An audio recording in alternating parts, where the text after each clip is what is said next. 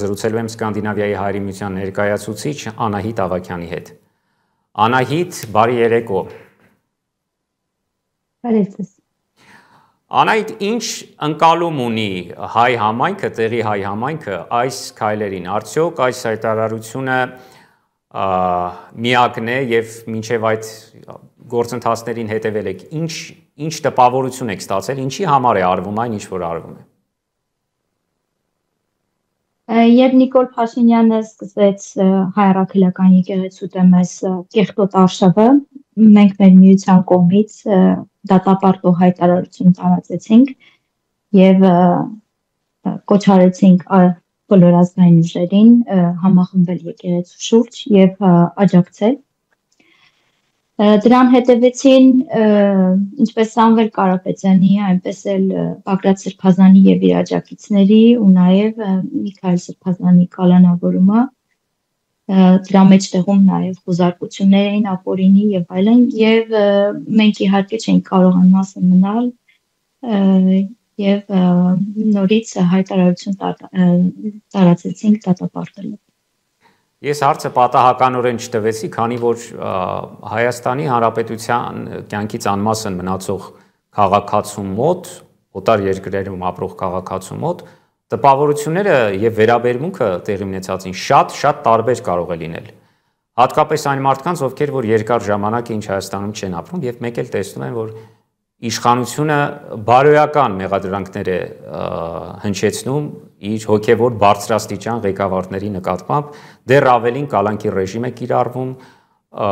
Սրա ընկալումը նաև օտարազգիների մոտ կխնդրեմ ներկայացնեք, Անահիտ, արդյոք զարմացած են տեղացիները, եթե իհարկե Հայաստանի կյանքով հետաքրքրվում են, եւ ինչ է գրում տեղի մամուլը այս ամենի մասին։ Ուրեմն այն շրջանակների հետ հայ համայնքի ներսում, որոնց հետ ես շփվում եմ, շատ վրդովված են այս ամենով եւ կարծում եմ, որ իրեն հայ համարով յուրաքանչյուր մարդ շատ նվաստացած է զգում ու բարկացած է նաեւ այս ամենով։ Երբ ես խոսում եմ սարքային դանիացիների հետ, ճիշտ է, սա այդքան մեծ ажիոտաժ չի առաջացրել դանիական համայնքի մեջ, դանիացիների շրջանակում, սակայն իրենք ուղղակի դա չեն կարողանում հասկանալ։ Ես ուղղակի կասեմ, որ ասում են, եթե քաղաքական ինչ որ մարմին այսպիսի կեղտոտ ձևով եւ այսպիսի բռնաճնշումներով ընկել է եկեղեցու հետևից, ուրեմն համարում է, որ եկեղեցին իր մրցակիցն է։ Եվ սա ես շատ համաձայն եմ դրա հետ։ Շատերը նաև աշխարհաքաղաքական, այո, համեցեք։ Այո, կներեք, ինչ վերաբերվում է մեդիային, չնայած Դանիայում այսքան շատ չեն կատարվում, շատ չեն Հայաստանի մասին արտացվող լուրերը, սակայն վերջերս մենք տեսանք, որ հոդված տպվեց մի մեծ մեդիայի կողմից, որտեղ խոսվում էր Սրբազանի եւ նրա աջակիցների կողմից այսպես ասված հեղաշրջման մասին եւ կարծում եմ, որ դանիական մեդիաները հետաքրքրված են այս թեմայով միայն, քանի որ այստեղ կար Սամվել Կարապետյանի հանգամանքը, բաղադրիչը եւ դա փորձում էին կապել ռուսամետ շրջանակների հետ։ Իսկ հակընդդեմ հոդվածներ կան, հակընդդեմ խոսք, որը ավելի հավասարակշռի եւ ցույց կտա իրականությունը։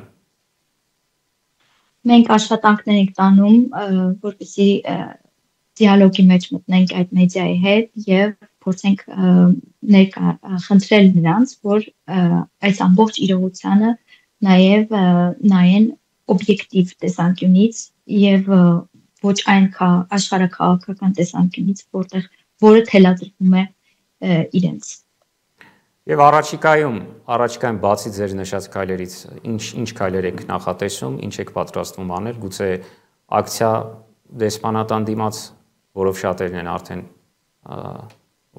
այդպիսի ակցիաներ բազմաթիվ են իրականացնում։ Այո,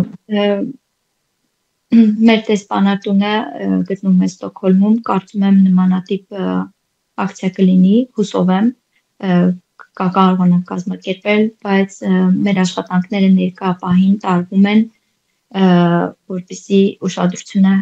բոլոր այն հասարակական կազմակերպությունների, որոնք զբաղվում են մարդու իրավունքներով, տեղական եւ միջազգային, իրենց ուշադրությունը կենտրոնացնենք այս խնդիրների շուրջ։ Այո։ Շնորհակալ եմ շատ Անահիտ, ես հիշեցնեմ, որ Դանիայի Հելսինկի քաղաքից զրուցում էի Սկանդինավիայի հայրենիության ներկայացուցիչ Անահիտ Ավագյանի հետ։